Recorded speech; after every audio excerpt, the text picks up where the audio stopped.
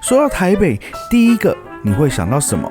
是信义区的高楼繁华，还是大安区的文青气息？今天我们要走访两个截然不同的地方。第一个是没有捷运也要守护高品质生活的天母，第二个则是有点距离感却培养出独特慢活步调的淡水。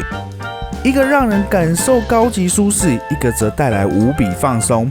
他们不只是熟悉的场景，更是我从小到大最亲近的小镇。有异国风情，还能看见世界级的夕阳。那么就让我们从5星级的市场出发，一路吃吃喝喝，走进异国氛围的小吃与文化，来趟串联双北惬意慢活的一日游吧。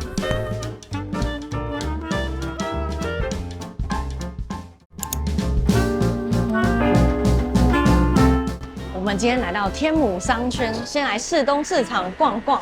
这边呢是大家公认的5星级市场。整体的环境呢非常干净明亮啊，而且有冷气吹，逛起来很舒适。所以呢，原本可能是一个苦差事的这个采买的工作呢，就变成了优雅的休闲活动了。我们来之前查到一间不错的咖啡，想要先去试试看，走吧。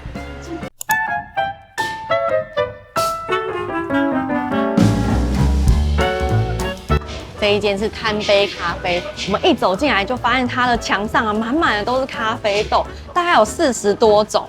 然后呢，这边比较特别的是呢，它有美式咖啡是便利商店的价格。那我们点了2种，一种是精品手冲，一种是美式。等一下来喝喝看。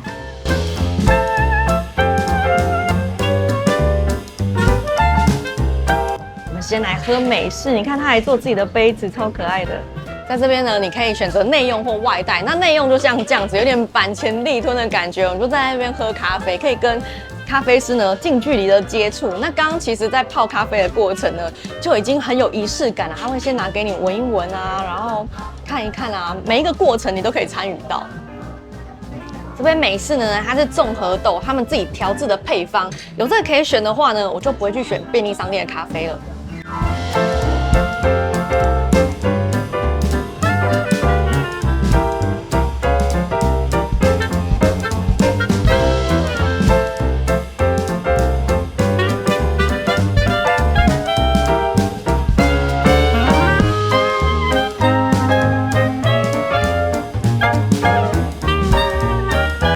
刚刚咖啡师推荐我的富士桃花，他会先问你的喜好，然后帮你做挑选，多半要有一点心理分析的层面。如果没挑中的话呢，我觉得多来几次就可以了。那我这款真的是非常的喜欢啊，它喝起来有点苹果红茶的基调，然后呢带一点白桃的香气。老板取了一个名字叫寻豆师，这一款豆子。这边的咖啡种类很多，你每天来喝一杯呢，一整个月都不会重复，而且老板还取了很多很有趣的名字。喝完咖啡了，我们来跟大家介绍一下市场里面的热门摊商。要跟大家先提醒一下，很多热门的摊商啊，它都是在1或4休息。那尤其是礼拜1啊，很多摊商都是休息，所以大家如果是特地跑一趟的话呢，要特别注意避开这些时段。像我们今天就是礼拜4来，这个很热门的摊商呢，八青草卤它就没有开，非常的可惜。那大家说他们家的卤鹅呢，就是肉质鲜嫩，很 juicy， 卤得很入味。然后呢，也有得到天下第一摊的金赏。再来是隔壁这摊阿青熟食，也是很热门的商家，礼拜4一样不开。那他们家呢，就是油饭非常有名啊，很多的天母人都是指定他们家油饭做蜜月油饭，非他们家不吃。还有芋头粥也是他们很热门的商品，你看台面上直接就写了。这家阿吉斯立吞寿司呢，也是非常有名的店家。像我的香港同学呢，台湾最念念不忘的就是这里。我天母的朋友也超多，超爱这一间的。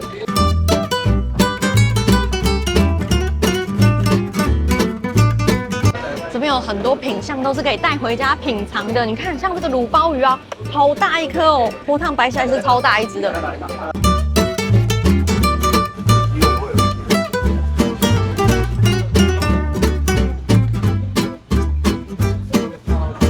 这边即使是立吞呢，也常常是满席的状态，而且呢，真的是有很多外地的观光客专程慕名而来，算是天母这边呢始祖级的立吞店家。我们觉得在士东市场逛起来真的特别舒服，特别赏心悦目。他们的招牌呢都做得很有设计感，而且地面呢都是干净舒爽的，台面也都整理得很干净。你有没没有发现一件事？这边很多姐姐们呢都是化了全妆，穿得很漂亮来逛街，是因为这里面有冷气又有推车可以用，所以大家才可以这样打扮的美美的出门买菜。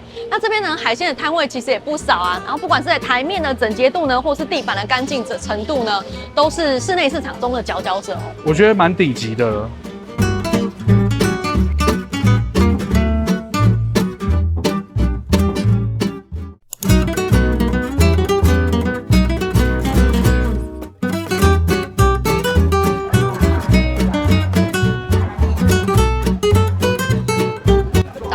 时间呢，我们上来2楼吃个午餐。这一家呢是真好甲越南河粉，它刚得到500碗的1碗。不过它得奖的品项呢是生牛肉米线。那可是我们看到评论呢，大家都是刷一排的炸鸡柳，所以我们点一个鸡柳河粉来试试看。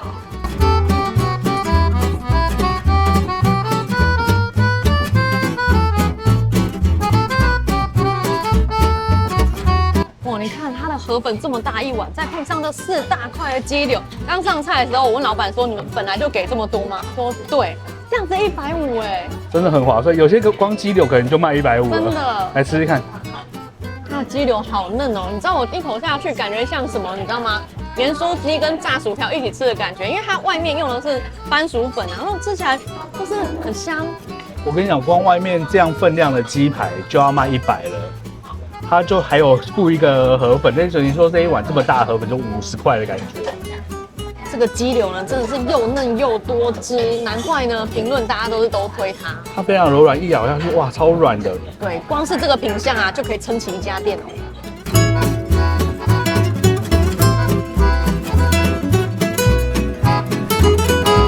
搭配鸡柳的河粉，使用的是鸡汤的汤底。那因为它的汤底呢，没有太多复杂的味道，所以放下9层塔还有柠檬呢，可以使它的香气更跳脱出来，简简单单的。然后它的河粉呢，也是非常的滑顺 Q 弹，很好吃耶，我觉得非常好吃。这是我们的相机福利凉拌鸡丝，感谢老板。这个鸡丝呢，吃起来有一点点辣辣的，还蛮爽口的，但不会太辣。那我觉得它的品相呢，都是单吃很强，搭配起来也很强，整个口味上面蛮平衡的。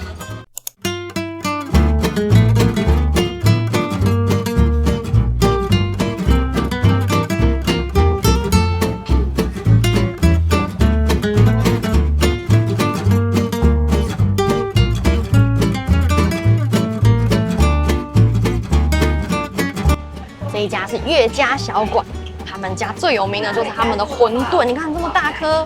我跟你讲，我昨天就问了我很多天母的朋友，然后他们就跟我推这一间，因为他说他的馄饨很大颗，然后还有它的干拌面、炸酱面非常好吃，是拉面的那种口感，我就最喜欢这种。你刚才在拌的时候啊，哇，那个看到它香气、颜色在上色的时候，哇，非常的疗愈。我们今天点的是麻辣大馄饨干拌拉面，那辣度的话呢是可以调整的，可以跟老板说要小小辣。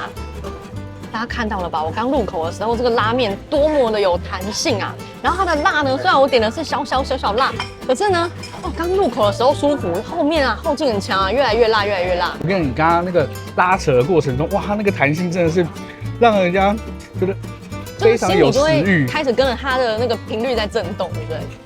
很大颗，对不对？虾子这么大只哎！我跟你讲，几乎每一个人咬到它里面的虾子的时候啊，都会有一种惊呼的感觉，因为整颗虾子在里面。我跟你讲，不只是虾子，你知道里面内馅的时候也是，哇，那个鲜香整个窜上来。我觉得这一碗是非常优秀。2楼这边呢，其实2旁啊都是美食区，那中间的话是服饰精品，它的货呢也都还蛮齐全的，看起来很好逛。那我们如果说室内市场的话呢，我觉得南门市场算是蛮有代表性的。那南门市场呢，它是以主题性来讲，深度最深的。那士东市场来说呢，就是广度最广的。我们可以看到它其实啊，不管是在眷村菜的部分啊，还是一般台式料理啊、客家菜，还有你的异国料理，如果你想要在那边买食材的话呢，是都可以找得到的。然后你想要上面顺便逛一下衣服啊，什么也都有。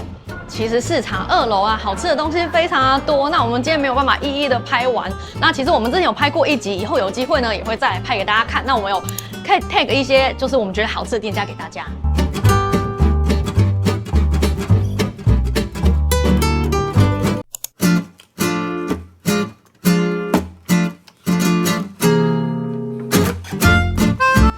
吃完午餐来吃个甜点吧。这一家是 On the Road 意式冰淇淋，他们家最特别是说，国宴晚会还有金马奖晚宴都采用他们家的冰淇淋当做甜点。那尽量呢，他们的水果口味呢都是采用当季的水果。那牛奶口味的话呢，都是使用鲜乳坊小农的鲜乳。金马奖晚宴用的就是这一款牛奶之花，我们来点一个。还有那个红豆粉果是去年113年国庆酒会上面指定的品项，真的很有台湾味，我们来点一个。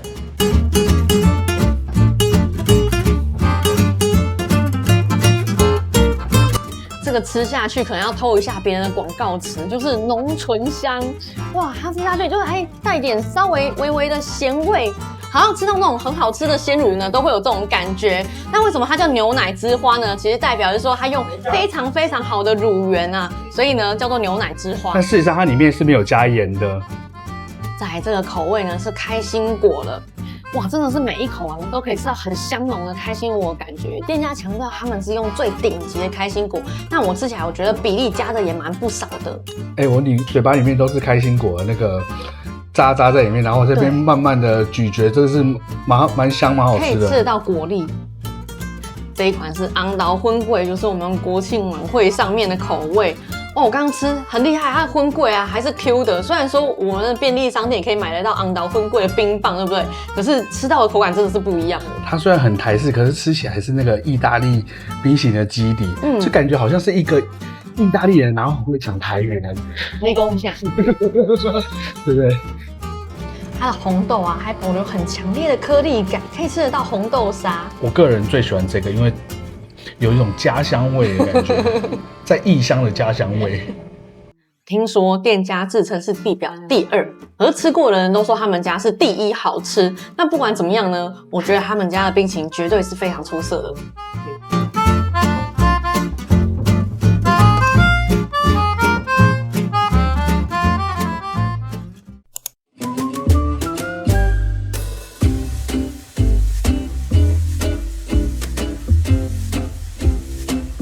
这一间是三明堂，它在天母呢算是很有代表性的一间日式和果子店。那它其实呢非常的有名，在我的大学的时候呢，同学就已经带我来买过了，在当时已经是很有名的店喽。而且附近有很多日本人嘛，日本人都会来这间店买。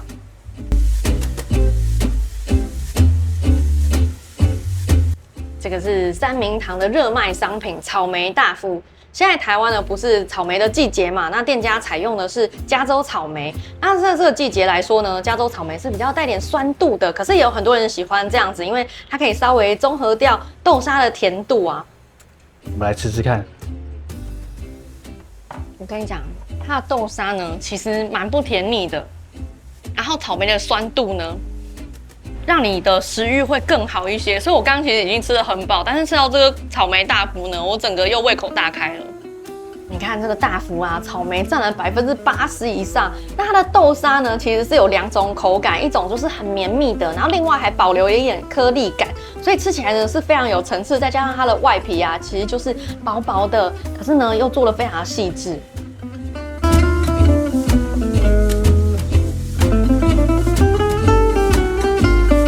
这一颗是凤梨抹茶大福，我觉得他们家挑水果一定非常的龟毛。它这个凤梨有好甜好甜哦，而且水分很足够，在这个里面呢，真的就是非常的刚好。然后再加上它这个抹茶的皮啊，其实它互相都不太会抢味道，非常好吃，而且它那个水果比例都到90%左右了，然后水果都放到很刚好的一个熟度。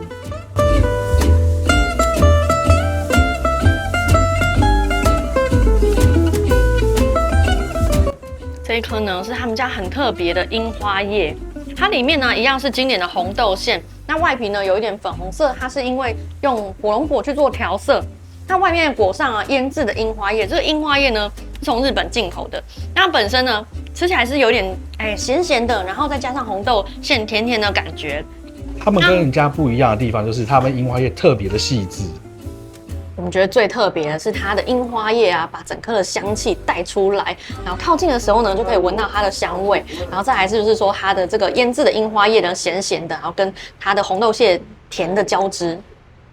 这家店还有另外一个宝藏，就是老板娘本人。其实我10几年前来的时候呢，还是老板娘顾店的。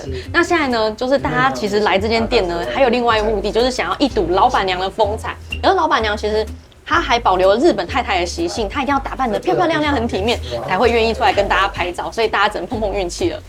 你讲台语还是讲国语？讲台语哦。你为什么少年的时阵会去日本学做这个点心？去啊，迄阵会像来甲学看卖做了会使呢。学做这敢会足辛苦？做这啊，爱正人，一天差不多爱做几个？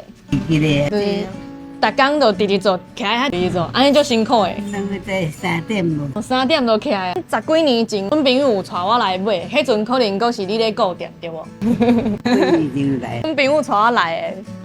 迄阵你的店就已经就有名，阿嬷很可爱，阿嬷现在还是非常的漂亮。你看她的这样皮肤，这样是不是北泡泡又咪咪？谢谢阿嬷，谢谢。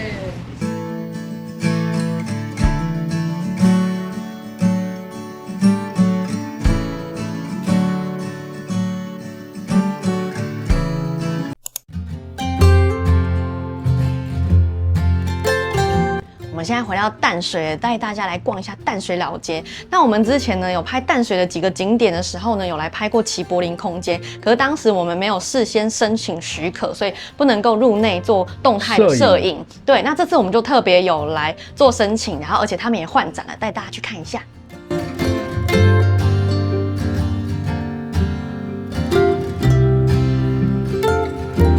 我们一进来啊，看到除了很大量的空拍作品之外呢，这次也有加入了其他角度的照片。那这些其他角度呢，就是协同创作者他们提供的一些影像资料。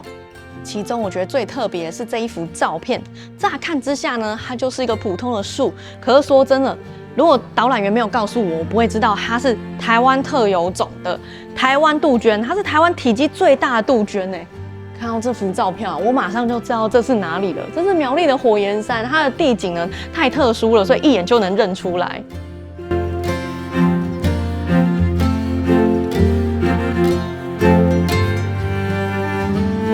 我在看展的同时呢，一直有闻到一些香气。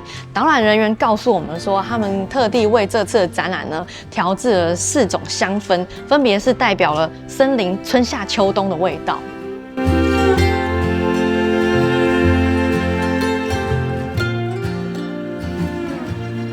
发现一个很有趣的地方，你拿手机啊扫这边的 QR code， 它有中文版也有英文版，就可以做一个心理测验。然后呢，它就会告诉你呢，命定小森林是什么东西。像我的是这个，是我吗？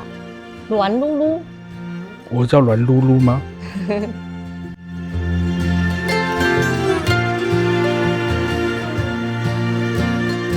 接着我们就进来这个空间，它是270度的环景萤幕，然后我们就拿这个手电筒呢去寻找我们刚刚测出来的小森林。进来这里面啊，会有一种想要转圈圈的感觉，好像真的在森林里面一样。我小小有点晕了。小精灵跑出来了，赶快来找一下。很酷耶，它这个手电筒，你看它其实放在其他地方没有什么亮光，可是荧幕上就是有哎。对，它是感应的，它会稍微慢一点点，可是真的很真实哎，真的好像在找东西一样。它每一只都长得一样，我怎么知道哪一只是我的小森林？你照我，你照我，就是你的小森林，看到吗？你走开了。你看，你看，看那个影子有没有？我找到了，就是它。好像咸蛋超人哦，你的小森林。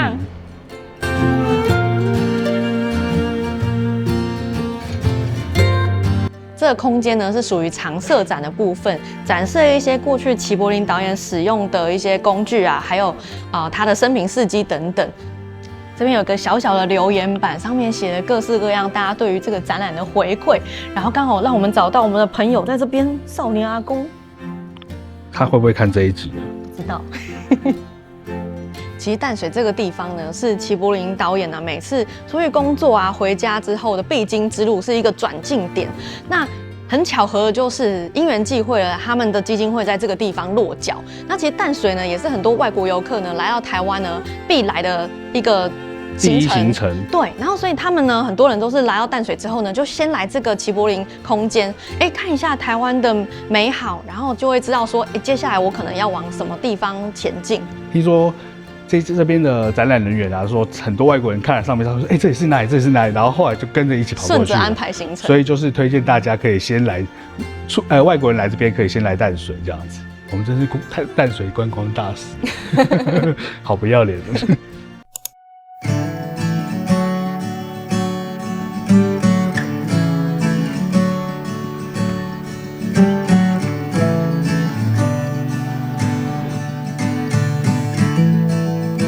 今天本来想要带大家看世界级的夕阳，那看夕阳的条件呢，就是要有点薄云，6到8月左右应该会是最漂亮的。那现在9月应该还是看得到，只是说今天的云呢稍微多了一点。所以它已经被遮住。你看后面好多人在等着看夕阳，虽然没有等到，可是天气非常的舒服。其实我觉得现在如果淡江大桥盖好之后呢，配上夕阳了，这又是一个新的淡水八景了。如果它合下来那一刻，我真的是落泪感动，真会落泪。真的，我等了它，我来这边有多久，我就等了它有多久。到日落时分呢，第一渔港这边就会聚集很多要拍夕阳的人，还有人躺在那边看夕阳。说真的，这个美景啊，真的是淡水人啊唾手可得的幸福。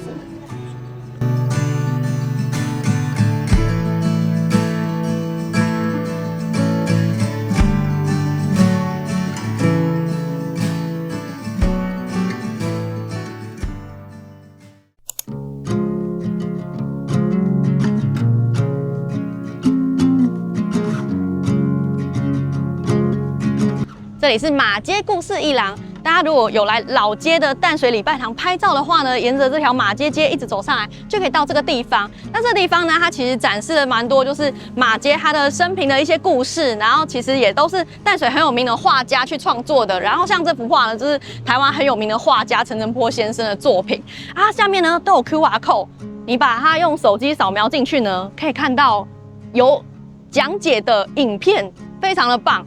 然后这个地方呢，其实一直在往上走啊，那边有非常多的小景点，比如说多田荣吉的故居啊，还有韩国人很喜欢去拍照的淡江中学围墙、红毛城，在那边都是。那其实我们有另外做一集呢，就是淡水的25个景点，里面讲了非常多淡水这边有名的景点，大大小小的都有，大家有兴趣可以去那边看一下。送大家一个 QR code， 让大家可以看故事，其他大家自己来。我觉得这边其实很适合傍晚来，因为它打了灯之后呢，比白天看更漂亮。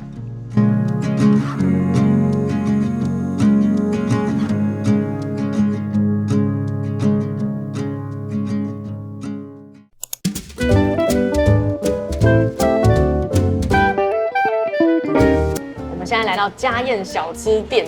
说真的，我们到外面去玩呢，也一定会当一回别人口中的观光客。因为呢，你推荐的什么你们家附近好吃的意大利面，说真的，我们家附近可能也有意大利面，但是呢，我们家就是吃不到你们家那边独有的特色。所以不管是怎么样的，第一回一定要先当一次观光客。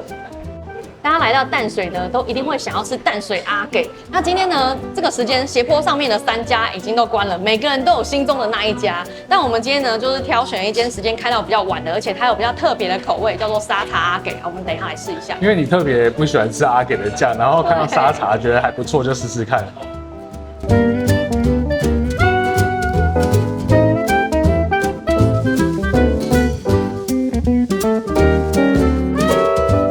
这家阿给的豆腐皮啊，还蛮细致的，而且豆味很香浓，我觉得其实蛮好吃的哎。其实它那个皮跟老牌的蛮像的，我觉得。然后再来是它的酱啊，真的是比较合我的口味。相对于只有甜辣酱来说，我还是更喜欢沙茶的味道。我也喜欢，我觉得加沙茶更合了。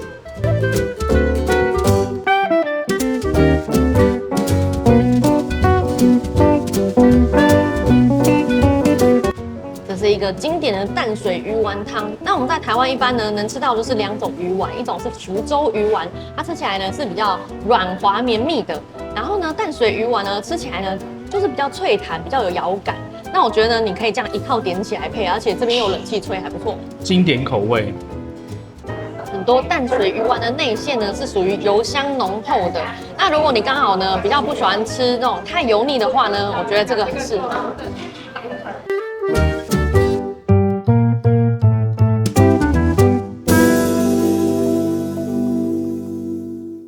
是老板娘热情招待的馄饨，我们来试吃一下，就很炒手这样子，对不对？他们家的馄饨很特别，我觉得它的口感啊是介于水饺、馄饨跟肠粉之间，吃起来滑滑的。然后呢，它的内馅其实还蛮鲜香的，配上这个辣很过瘾。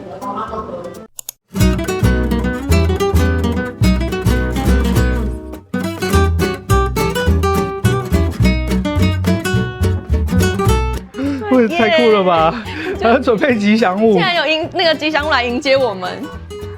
我们现在来到醍醐大师，刚一进门呢，碰巧遇到了吉祥物，所以抓紧时间赶快跟他打招呼，拍个照片。那这家呢，它其实就是卖淡水的名产，比如说有鱼酥啊、铁蛋等等的。那其实呢，我们有一个朋友啊，他非常喜欢吃铁蛋，刚好我们过几天呢要去拜访他。我们拍过他超级多次，他住在高雄。然后有一次我刚搬到淡水的时候，他特地叫我从这边，然后寄铁蛋回去给他，对，然后我就想说，我这次带他吃一些，就是有一些特殊口味的铁蛋。这家的铁蛋呢，除了原本的基本款原味之外呢，它还延伸出很多其他的口味哦，辣味啊、黑胡椒啊，最特别的是这个药膳神蛋。刚刚老板说呢，这个他们是没有加一滴酱油去卤制，里面全部都是中药，所以可以看到它这个蛋的颜色啊是杜仲染上去的颜色，那其他的话呢就是酱油染上去的颜色。我发现这是架上最后一包了，赶快拿走。刚刚拿下来的时候，怎么是辣味了？原来是最后一包了。我们每一种口味都给它各挑一包。那其实一般铁蛋呢有分2种啊，一种是鹌鹑蛋，一种是鸡蛋。那我个人呢是比较喜欢吃鹌鹑蛋啊，因为小颗的好入口嘛。我们试了一个原味的，很好吃哎。它这个外皮呢有点嚼劲，可是牙口不好的人绝对可以吃，不会说过硬。然后里面蛋黄还保留那种绵绵沙沙的感觉，是有水分的，不会过干。然后呢还吃得到它那种中药去卤的香气，八角的香气在里面。对，我觉得这很适合你在看电视啊，然后边吃，因为就可以感受到那种咀嚼的快感。嘴巴没事就咬咬咬。是的。这个是辣味的，我刚试吃了很久，然后发现说奇怪，是不是拿错了？这是原味的吗？然后结果慢慢的它的辣味了才释放出来。可是那个辣呢，真的就是一点点而已。对于我这个不能吃辣的人来说呢，是很可以接受的，给口腔一点刺激感而已。这我大概搅了大概30秒之后，它才慢慢从那边辣出来。这个还蛮像，就是可以拿来整人的东西。可是它一点点的，所以其实是蛮爽的啦。药膳口味我就没有办法帮大家试啦，因为他们只剩最后一包，我要送给朋友的。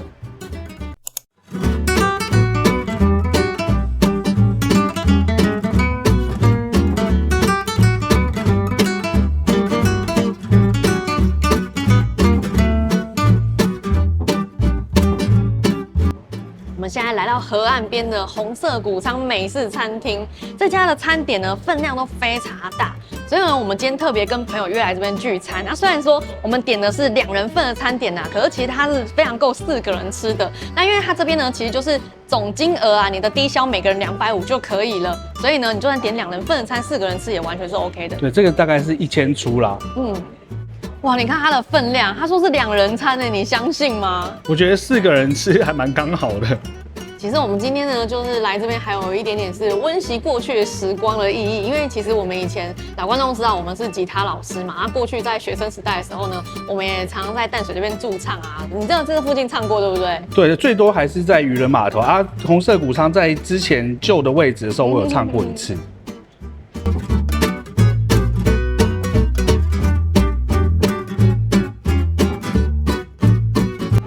这烤拌鸡，我刚切的时候呢，感受到它那个皮啊，酥酥脆脆的，应该非常好吃。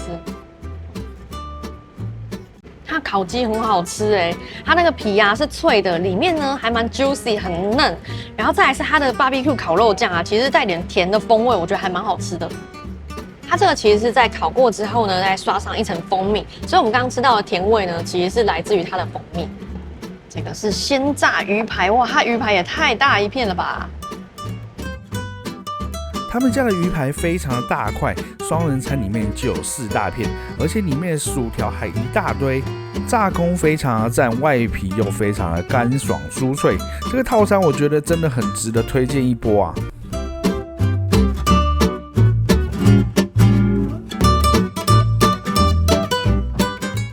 我们觉得我们有4个人只点一个双人餐有点太不要脸，所以又赶快加点了一个牛肉披萨。它的牛肉披萨很好吃起司风味很浓厚，然后里面呢是一大块的牛肉。最后我们还点上了2杯看了会让心情很好的气泡饮，也跟许久未见的朋友好好的畅聊一番。我们现在在餐厅的户外座位区，这间餐厅呢，其实我觉得蛮适合那些要找地方聚会的朋友们啊，因为有时候我们跟朋友们聊下去呢，就是天南地北就不知道时间了。它第一个不限时，再来呢是它空间宽敞，然后桌距也宽，所以呢稍微大声一点呢也不怕吵到别人，可以很自在的聊天。然后再来呢，其实我觉得它的食物呢也还蛮不赖的，价钱呢又算亲民。对，而且我觉得最厉害就是它的分量还蛮大，所以推荐给就是朋友聚餐然后畅所欲言的地方。好了，我们继续来总结一下吧。今天很高兴收到天母商圈以及淡水商圈的邀请，这2个地方呢，其实都是我们从小到大很熟悉的地方，甚至呢，我们现在还成为了淡水居民。那除了今天的影片内容，如果大家还想知道什么好吃好玩的，大家可以在我们的频道里面呢，搜寻淡水以及士林这2个播放清单，里面有非常多的资讯。那如果大家有什么推荐的呢，也欢迎留言给我们。关于今天的影片内容，大家如果有兴趣的话呢，可以多多参考利用。那我们今天就先到这边喽，大家拜拜。